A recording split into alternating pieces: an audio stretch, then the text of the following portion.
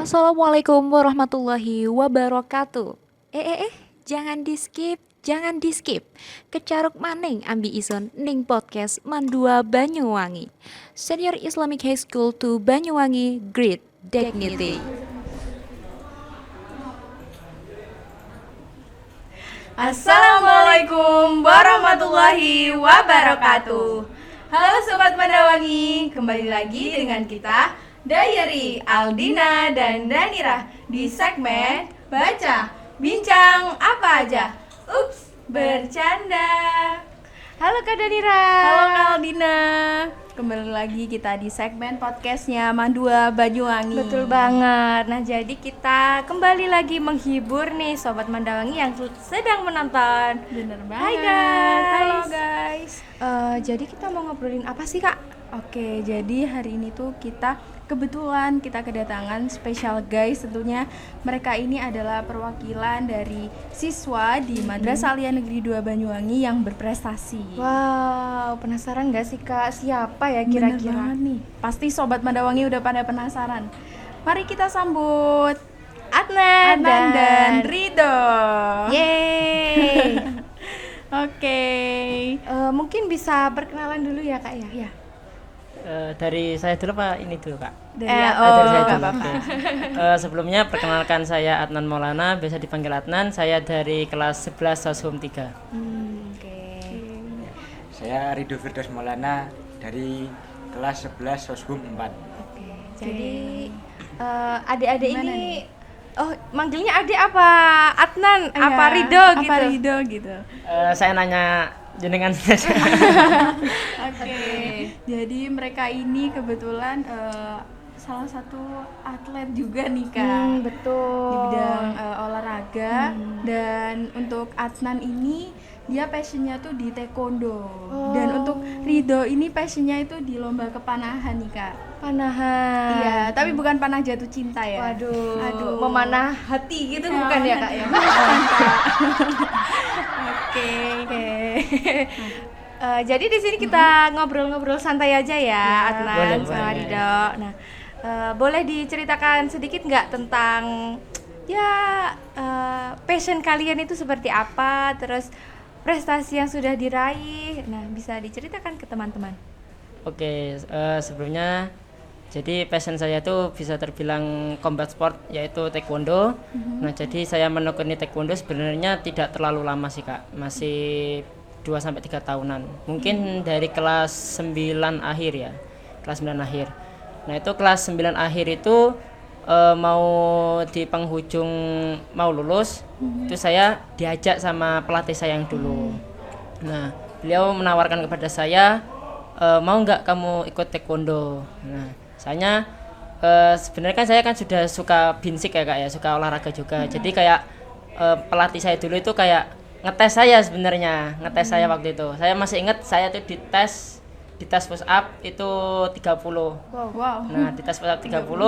Cuman karena itu sudah apa ya Kak, keseharian, jadi saya bisa melebihi itu semua. Enjoy gitu ya. Nah, jadi saya sudah masuk ke taekwondo. Dulu masih dojang di MTSN 4 Banyuwangi. Nah, setelah itu ada suatu event Kejur Cup itu tahun 2000 berapa ya, saya lupa. Nah, itu saya alhamdulillah bisa first time ikut kejuaraan langsung menang dan alhamdulillah dapat emas waktu itu Kak. Dan saya ingin lanjut di Mandua Banyuwangi ini. Oke. Jadi dasarnya taekwondo itu harus punya tubuh yang sehat apa tubuh yang gimana gitu Kak? Kan harus kuat gitu ya? Apa yang seperti apa? Enggak, sebetulnya itu kan semua bela diri itu bisa berawal dari yang titik nol, sehingga kan kita berlatih di sana untuk menjadi sebuah yang maksimal. Nah, ketika kita sudah maksimal kan akhirnya kita juga mempunyai tubuh yang sehat dan atletis juga gitu kan. Jadi itu cukup membantu ya, Iya. faktor yang membantu buat melancarkan suatu hal. Oke. Terus dari Dek Ridho sendiri nih, gimana Dek? Awalnya kok bisa menemukan passion di lomba kepanahan, terus kira-kira pencapaian atau reward apa yang udah Dek raih selama di bidang lomba kepanahan tersebut? Iya. Kalau saya awalnya malah iseng Kak. Iseng. Iseng ikut panahan. Iya. Ikut di Kok bisa lomba-lomba ya? yang lain sepak bola. Jadi back tukang jegali orang. Juara di tingkat. Resiko. Iya, juara hanya di tingkat kecamatan saja dan nggak pernah sampai kabupaten, nggak pernah. Catur pun begitu. Pernah hanya juara 4, nggak pernah juara 3. Nah itu volley ya juga nggak pernah juara. Akhirnya nyari bidang di lain, soalnya saya juga kurang mumpuni di akademik saat itu, masih SD itu. Kurang bisa di akademik, setelah itu nyari di bidang yang non akademik. Di SD ada pananin tadi sama guru olahraga itu buat eskul kecil-kecilan gitu. Membuat ekskul. Iya, awalnya buat eskul, dicoba siapa yang mau bayar 2.000 di latihannya itu. Perlatihan buat beli alatnya soalnya agak mahal juga. Iya. Ternyata setelah itu bisa. Itu sama guru disarankan untuk membeli panah sendiri biar latihannya lebih intensif. Iya. Awal ikut, alhamdulillah pertama kali langsung juara 1 di kecamatan itu dulu itu. Terus tingkat lagi ke kabupaten sampai provinsi, pernah pakai busur tradisional dari bambu nih loh. Oh, yang biasanya di Iya. film-film itu. Iya, dari bambu itu. Heeh. Lah itu mau beli yang agak mahal tengah-tengah lagi sama orang tua nggak dibolehin. Soalnya di SMP di Busana Makmur dulu nggak ada eskul panahan juga. Takutnya percuma buat beli alat mahal-mahal nggak dipakai. Tadi setelah itu pas kelas 8 itu suatu momen ada pelatih guru saya itu bilang gini, "Duh, ada lomba panah itu nggak mau ikut tak?" Saya bilang, "Bos, tapi saya nggak punya alatnya Pak. Nyoba tanya orang tua dulu, eman-eman kalau nggak ikut diterusin bakatnya." Nah, itu saya iseng-iseng bilang ke orang tua saya, tapi sebenarnya dari dulu pengen tapi nggak dibeli-belikan. Oh, waktu kelas 8 belum Belum punya. Belum punya Nggih, sendiri. belum punya. Jadi pengen nggak dibeli-belikan soalnya nggak ada, takutnya mubazir nggak Oh dipakai. iya benar-benar. Akhirnya yes nyari sana sini akhirnya nyoba ketemu pinjam awal di SD. Jadi saya dulu pinjam ada alatnya dibawa ke lapangan Maron Genteng. Nyoba di situ ya belum tahu basicnya panah yang model gitu, soalnya jadinya masih banyak yang meleset saat itu. Nah itu ketemu sama pelatih saya sekarang namanya Pak Toto. Dia sekarang jabat di wakil ketua KONI Banyuwangi sekarang. Masya Allah. Itu ibu saya ditawari untuk pindah ke kompon, panahan kompon tadi. Terus? Saya tanya awalnya, berapa harganya Bu? Ya puluhan deh. Wow. Awalnya saya juga nggak notice kok, kayak wah Bu nggak usah Bu, mahal Bu, buat apa gitu awalnya. Iya, benar. Tapi pelatih saya berani jamin dia itu, pokoknya kamu punya alat mau latihan serius pasti juara. Berani jamin pelatih itu pasti juara. Ya alhamdulillah pertama kali ikut itu di Porprov Bondowoso 2022 di Bondowoso. Ya alhamdulillah masih bisa dapat perak kan itu. Alhamdulillah. Itu berarti pertama kalinya ikut langsung juara. Iya, yang di kompon itu. Gitu.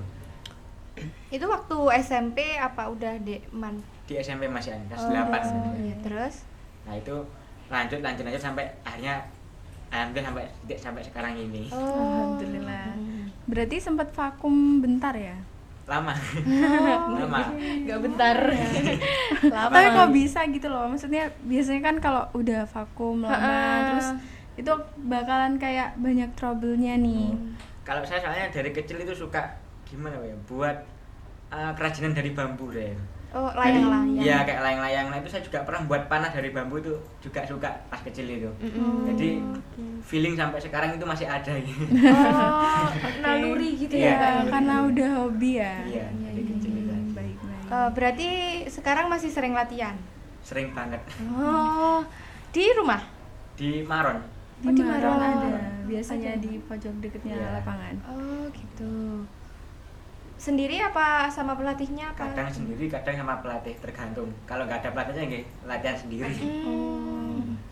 Oh, di belakang ya kayak ya? Iya, ada? di pojok. Di pojok. Tapi sekarang kenapa ya, Kak? Kok di sana tuh banyak rumput-rumputnya, Iya, apa bener gara-gara banget. Banyak kurang rumputnya. terumat, apa ya pihak Maronnya yang nggak mau, apa gimana? Emang sengaja dibiarin. Oh, Biar kenapa? nuansanya mana itu kayak dihalam. Oh gitu. Emang dibiarin. Oh, Dulu baru tahu, sempet- baru tahu ya, benar. Dulu sempat dipotongin tapi hawanya kayak Maron itu kan kalau siang panas ya. Iya. Jadi hawanya kayak mana itu poh lihat udah panas tambah panas. Oh, gitu. Biar agak adem Oh, dikit. berarti itu sengaja biar Iya. tinggi-tinggi gitu Iya. rumputnya. Oh. Aku Sengaja. kira itu emang nggak Ah, diurus nggak gitu loh Kak. diurus. Ternyata emang sengaja nggak Ternyata emang dipotong. Biar nuansanya kayak di alam. Itu ngaruh nggak ke panahannya sendiri? Kayak Sebenarnya enggak sebenarnya. Cuma kalau mana itu kan juga mood-moodan juga kan. Mm-mm. Kalau dari awal hati enggak mood, mana itu walaupun dia bagus pasti jelek. Kalau enggak mood itu. Jadi tergantung mood juga. Tergantung mood. Oke, oke. Terus prestasi yang sudah diraih Apa? selama di panahan. Enggak pernah hitung. Oh, saking banyaknya saking ya, Kak? banyaknya. Sampai lupa. Aduh. Dari SD ada SD ada. SD, SMP, SMP. Man. man. Wah, luar biasa sekali mereka ini. Bener-bener. Oh, tapi kayaknya aku tuh penasaran ya Kak, Gimana bagaimana cara mereka itu membagi waktunya? Kayak di Adnan kan ikut taekwondo. Nah, Ya. latihannya dia itu seperti apa? Terus Benar. Dek Rido itu kayak gimana gitu kan? Apalagi di Man sendiri itu sudah full ya. Full, Heeh. bener banget. Nah, Kita gimana pulangnya sih? juga sore Iya, gitu betul.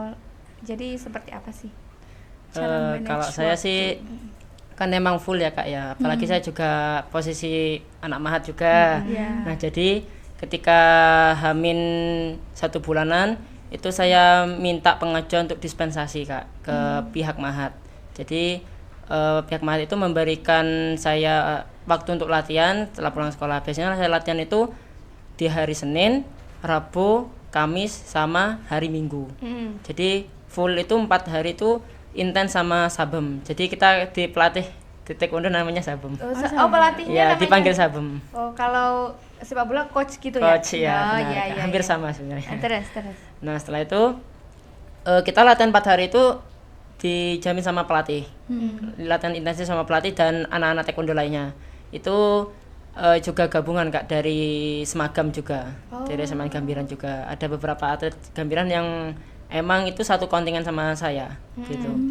Nah, selain hari 4 itu saya juga latihan sendiri Kak. Nah, cuman kan saya juga mengikuti beberapa kegiatan di madrasah sehingga saya tidak memungkinkan untuk latihan di sore hari. Jadi latihan saya itu di malam hari Kak setelah kegiatan dinia. Oh, latihannya di malamnya. Malamnya hari. Ya. Nggak capek? Ya capek sebenarnya, cuman ya kita kan kalau mau juara kan masa masih mikirin capek. Oh Iya, iya. benar-benar. Pengorbanan gitu ya. Pengorbanan. pengorbanan. Ya. Waktu Bahkan saya juga pernah yang ngalami overwork Kak. Oh, kayak gimana? Jadi antara badan sama mental ini gak beraturan gitu Kak. Kayak misal badan saya tuh emang udah capek, tapi mental saya tuh buat gerakin saya. Sehingga kalau saya waktu latihan itu down, itu saya bisa pingsan bahkan. Gitu. Pernah pingsan? Hampir Kak. Mungkin itu gara-gara kecapean di siang hari, malam harinya tuh saya buat latihan sehingga kecapean ya hampir mengalami hal tersebut. Tapi capek itu tadi udah membuahkan hasil ya. Benar. Alhamdulillah. Alhamdulillah. Ya, progresnya benar. Kalau Rido sendiri gimana nih dia? Cara manage waktunya? Kalau saya itu fleksibel ya. Fleksibel. Iya, dari pelatih juga nanti kalau udah mau ada lomba itu dikasih surat disiplin dari KONI, biasanya Dispora kalau kayak itu dari Kemenak langsung gitu. Oh, Nanti. gitu. Iya, yang ngasih disiplin. Kayak sekarang ini udah 2-3 minggu ini saya pulang siang terus sekolah ini. Oh, Iya. dapat keringanan. Iya, Selasa sampai Jumat pulang setengah hari, Sabtu full nggak sekolah. Malahan. Itu ngapain aja, Dek? Latihan full. Latihan panah. Full. Oh, dari siang sampai sore gitu Yang ya. menjelang maghrib gitu. Wow. Oh, kalau boleh tahu kan panahan kan biasanya tuh pakai satu mata gini ya. Iya. Nah, itu matanya apa nggak lelah apa gimana? Cuma gini Ya, aja. capek nggak sih gini? Terus apa gimana gitu? Tergantung. Soalnya ada juga kayak saya itu kalau kalau kadang-kadang dulu malah merem salah satunya, tapi kalau sekarang enggak. Yang satunya agak melek sedikit. Soalnya mata saya itu kalau dibuat merem lama nanti buram nanti. Oh, kayak gimana Iya. kayak gimana kayak ini. Kayak gini ngeripinya. Sebenarnya hanya sebatas kayak nutup sedikit gitu tak. Oh. Enggak sampai gini enggak. Kayak kalau terlalu masa gini nanti burem, tapi Oh, nggak iya setiap sih. orang sama tapi. Oh, benar-benar. Kan ada juga yang orang yang mana pakai kacamata itu tadi. Oh iya Nggak. sih. Tergantung orangnya masing-masing. Ada tekniknya juga ya. Iya. Benar. Semua latihan pasti ada tekniknya. Iya, kalau nggak ada tekniknya nggak bisa. Iya. Benar. Nah kalau kayak gitu, misal nih latihannya udah capek, udah lelah, matanya udah nggak bisa dibuat fokus, itu istirahat sebentar apa pulang? Kalau saya di sini kalau pulang nggak mau Mbak, soalnya Eman. sama pelatih. Oh gitu. Jadi kalau nggak kuat itu dipaksain. Pernah nggak kayak juling apa gimana? Pernah, sering Mbak. Iya kan? Iya, tapi kalau saya itu gimana ya? Iya kayak Atan tadi, kadang badan sama mental beda. Oh. Kayak di malam juga, baru ngalamin tadi malam ini. Kemarin itu udah capek latihan sampai sore, tapi badan itu capek sebenarnya.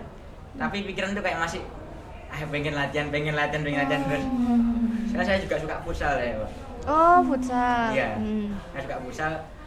Tapi futsal itu hanya sebatas kayak untuk hilangin rasa bosan. Oh, seneng-seneng Iya. aja. Biasanya kan kalau teman-teman sekarang kan anak-anak muda-muda kan cangkruk biasanya. Iya benar. Sepedaan atau gimana. Kalau saya kan dari basicnya sama orang tua nggak diboleh seperti itu, Mbak.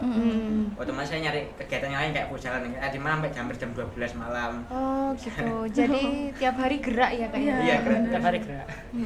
Bahkan sebenarnya di badan capek tapi tetap maksain soalnya seneng di situ tadi. Oh.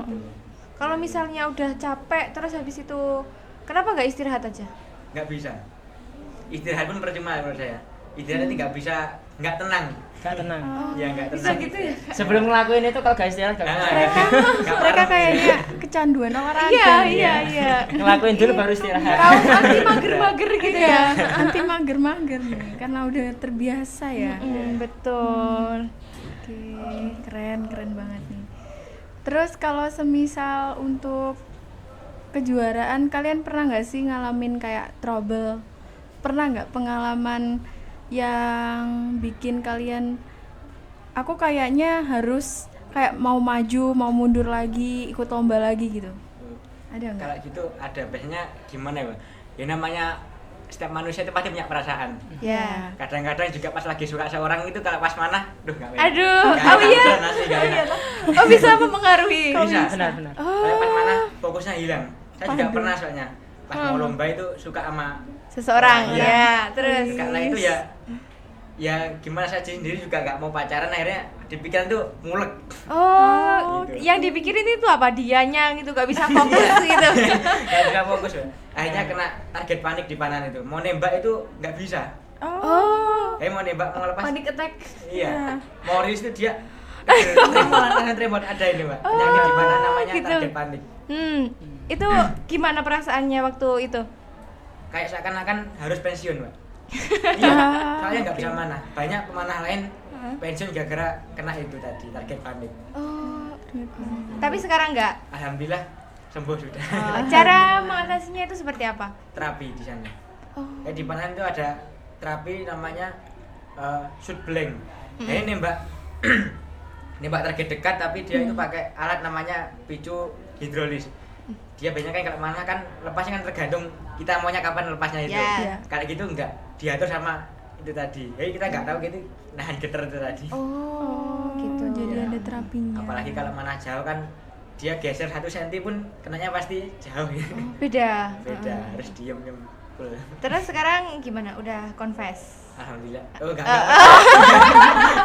Loh. Enggak mau, Mbak. Kok gini? Saya mending diem. Oh, udah diam. Diam gak resiko. Iya. Karena kan kalau diem kan nanti kalau udah jodohnya pas pasti bakal jalan. Oke. Kata-kata hari ini. Oke, terus lanjut kalau untuk Deana nih gimana nih deh? Kalau misalnya ada trouble mau pas lomba nih. Pernah sih Kak, kayak pengalaman kemarin itu saya ikut kejuaraan. Nah, biasanya itu atlet yang emang basicnya bela diri kayak itu mau boxing, mau judo, mau karate dan lain-lain. Itu biasanya atlet kalau sudah kaki udah napak matras, itu udah deg-deg-deg gitu Kak. Oh, gitu. Udah beda antara ketika kaki napak matras sama lantai biasa itu beda. Jadi kayak atmosfernya itu ada nanti di sana. Nah, biasanya atlet itu kan kayak demam panggung ya kak ya, demam panggung, nervous, sehingga kan apa yang sudah dipelajari dari kemarin itu udah hilang semua, udah hilang semua. Ngeblank. Iya, tapi kalau saya itu kan juga pernah mengalami seperti itu. Cuma saya sekarang itu ada gimana cara ngerubahnya gitu kak. Ada tipsnya gitu. Kalau biasanya saya sih 30 menit sebelum bertanding itu saya mojok di ruangan tanpa siapapun. Itu saya menghidupkan handset itu sama nyetel lagu kak. Biasanya. Biar menghilangkan demam panggung juga. Benar-benar. Nah biasanya yang lagu-lagu emang itu bisa buat stimulus powerful gitu ya, contohnya kayak Travis Scott dan lain-lain. Enggak lagu Jawa-Jawa gitu. Ntar kalau lagu Jawa cidro ada. Lagunya Pompei ini. Lagu fighter. Terus habis itu ngaruh nggak ke pertandingannya? Ngaruh kak. Ngaruh juga. Jadi nanti kalau sudah menegakkan hal tersebut, biasanya sih saya pemanasan sampai emang benar-benar panas kan kak. Nah biasanya kan intensnya bela diri itu kan 2 menit ya kak ya, pertandingan 2 menit. Nah kalau emang tubuh benar-benar belum panas itu susah kak untuk mendapatkan hasil yang maksimal. Jadi emang benar-benar harus panas dulu gitu. Nah cuma kan ada beberapa atlet panasnya itu bukan karena pemanasan, tetapi ke pressure sama lawan gitu. Ndredeg Dredeg, gitu. benar-benar. Oh berarti sebelumnya sudah harus ada pemanasan dulu Harus baru tanding gitu ya? Tanding.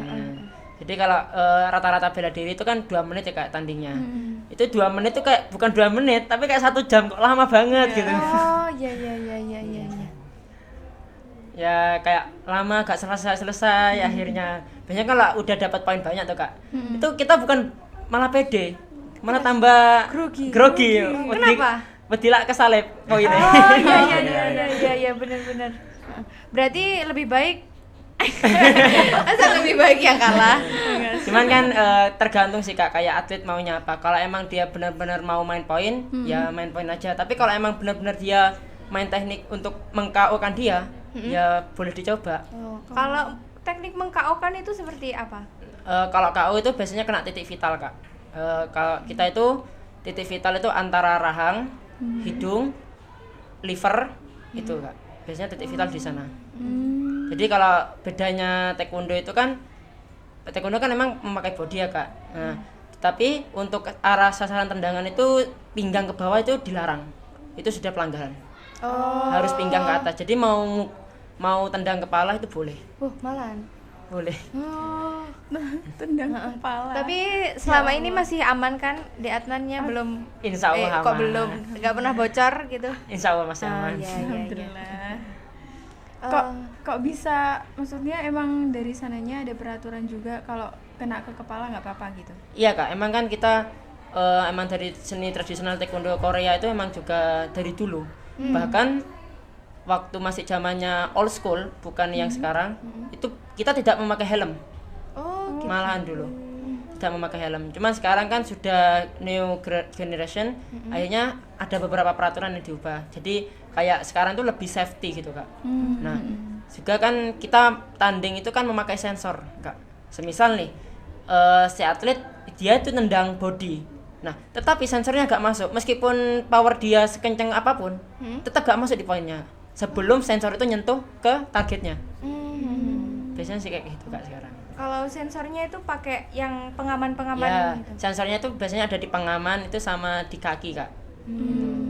Jadi setiap individu itu nanti ada sensornya sendiri-sendiri yang langsung terdeteksi sama layar monitor. Oke.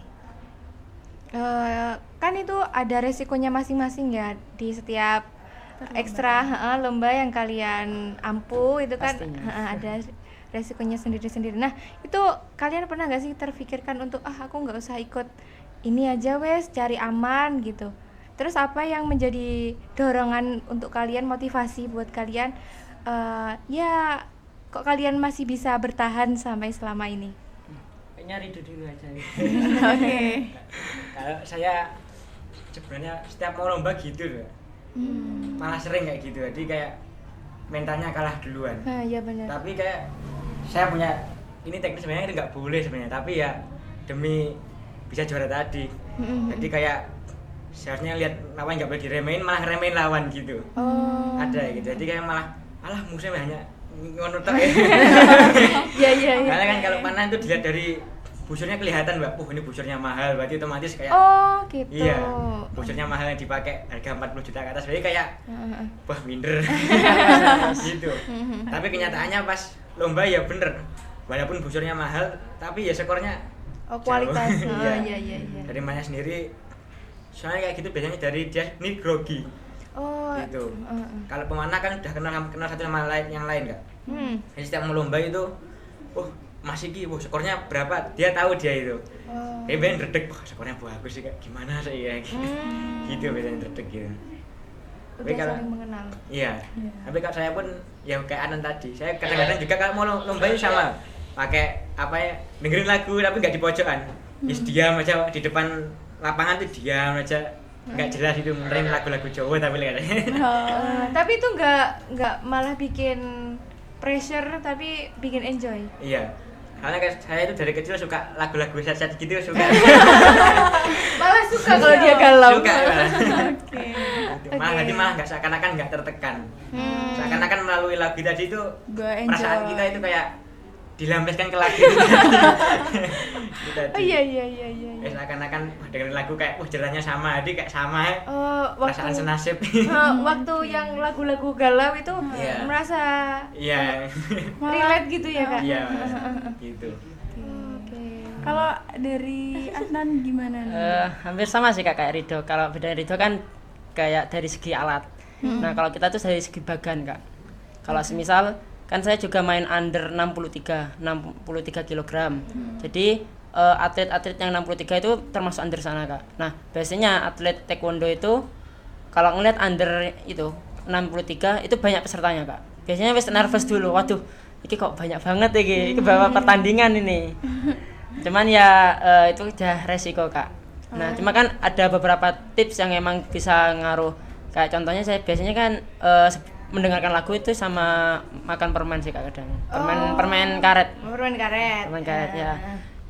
Sebelum masuk ke arena itu saya peregangan pernafasan dulu Kak. Kayak 8 detik tarik nafas, 3 detik buang, itu diulangi sampai 5 kali sehingga kan refresh head-nya itu nurun. Kalau kita detak jantungnya nambah, otomatis di matras itu gak karu-karuan. Akhirnya kita juga bisa bagaimana cara ngakali hal tersebut. Nah terus biasanya kan atlet itu kalau ada musuhnya nih, misal udah ketemu nih Kak musuhnya, ini musuhnya badannya besar ya, kakinya panjang, pastinya aduh kena endas terus langsung mati. Iya. Biasanya kalau udah kayak panas-panasan gitu kayak kita ada nervous gitu. Cuman kita kayak harga diri juga Kak, antara harga diri sendiri sama harga diri pelatih juga. Jadi kita ingat pelatih juga.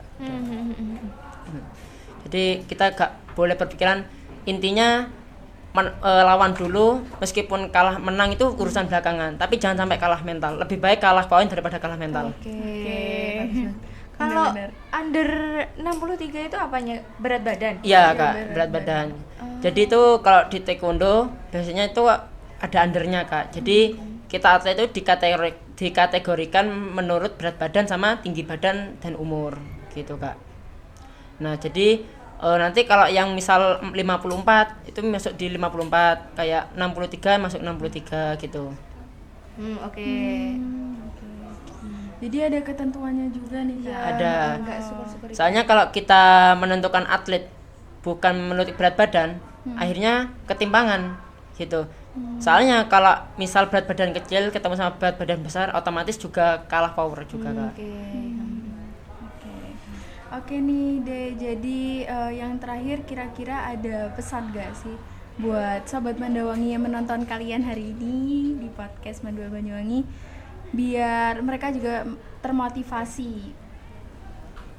Ada Kak. Ada, oke. Pesan saya, mumpung umur masih muda, habiskan jatah gagal kita di masa muda ini.